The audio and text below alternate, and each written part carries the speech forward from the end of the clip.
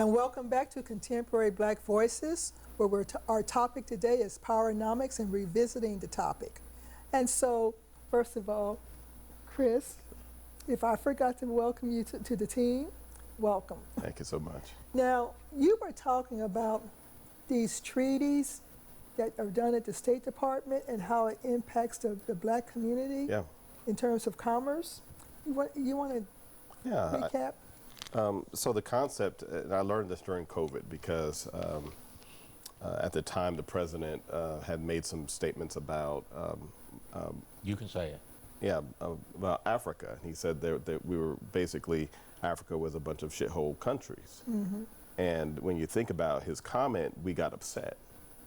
But while we were upset, there was also a movement in the State Department to take Africa and then to take those nations that had some favored nation with the United States and move them down for whiter countries that were more STEM, scientific related. And that was kind of the argument that we saw. But what I learned was, based off of one of our attorneys that was in the Global Chamber, he said, this is where, every nation has its own treaty, which has its own provisions of citizenship. So when you think about citizenship for African Americans who came out of slavery, we didn't have a citizenship course, nor did we have the provisions of the benefit of being able to get citizenship via a successful business. So in some cases, an Asian will come here under their business and they'll be incentivized to grow a successful company that has, 10 or more employees, in which then they're granted citizenship.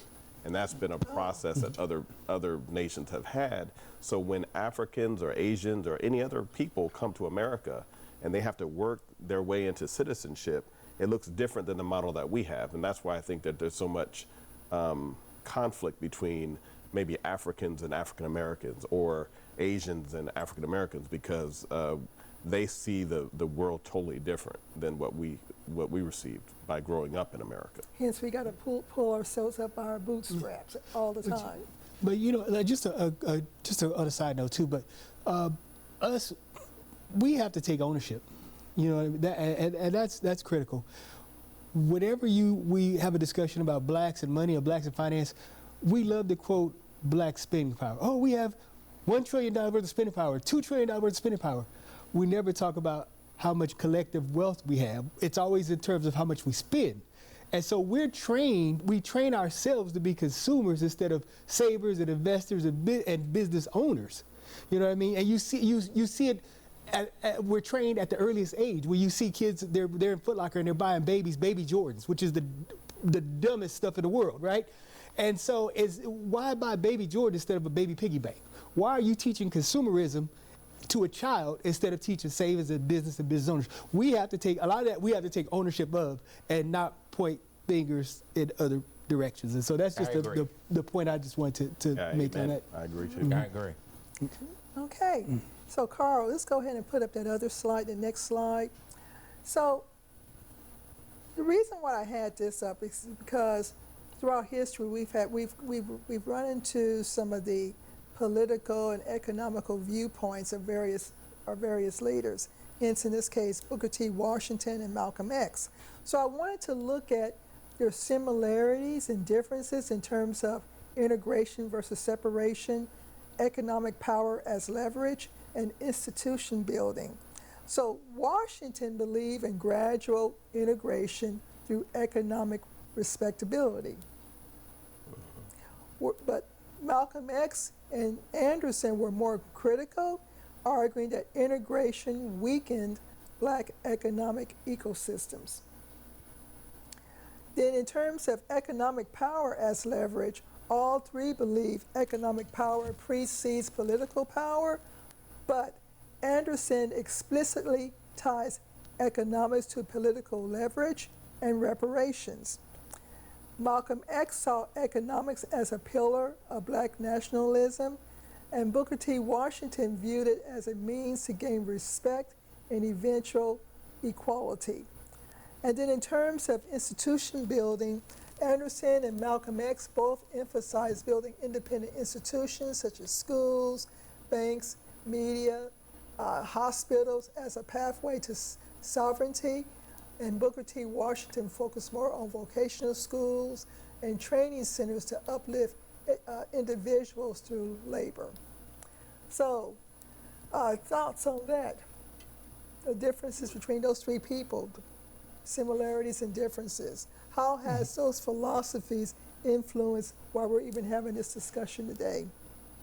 Well, I'll go first, basically to say that when you look at Booker T. Washington, I think he was looking at things from a different point in time, and he's looking at like gradual integration and different things like that. Somebody like Claude Anderson and Malcolm X are closer to what I would think is my time, and they're seeing what Dr. King saw, which is we're bringing folks into a burning house. So they wanted to do something a little bit different to be able to have more of a critical issue on us, kind of like the same thing that Caleb was talking about. We need to be able to look inward to ourselves and what we're going to do. However, my comment is that we still have a problem because we can look at it, but you know, nothing really happens until you take action. And we've been a problem in being able to take action to be able to make the things happen that we need to. It's not a lack of knowledge. It's lack of movement. It's a lack of movement, and we got to get to that point. If I may, I think that it's also a conflicting generational spin on where we are. Because I think that when I think about how my parents saw my opportunity growing up as a young man, they definitely said, you know, we want you to go to college and then we want you to apply for the best jobs and you'll be hired because you'll be so qualified. And I believe that in essence, that's what we all wanted to believe. And I think fundamentally, even when I ran for mayor and Caleb said to the point of the work was done or should be done on fundraising and getting the economic, you know, power base. And for me, I had a very weak fundraising. So you looking at your slide, you can't have political power unless you have economic power first. And I do agree with that. In retrospect, it's a fundamental pillar of being able to lead people. I think in 2025, where we are, anti-DEI, there's different definitions, and I don't even believe that we need to be even fighting about the definitions of what a DEI is. Because ultimately, I do believe that people make decisions based off of their preferences. We all have biases. We all are prejudiced. And people operate under that. And that's why when you look at black people and the wealth gap in America, we have, what, $44,900 of net worth compared to a white family who has $240,000 more dollars than us.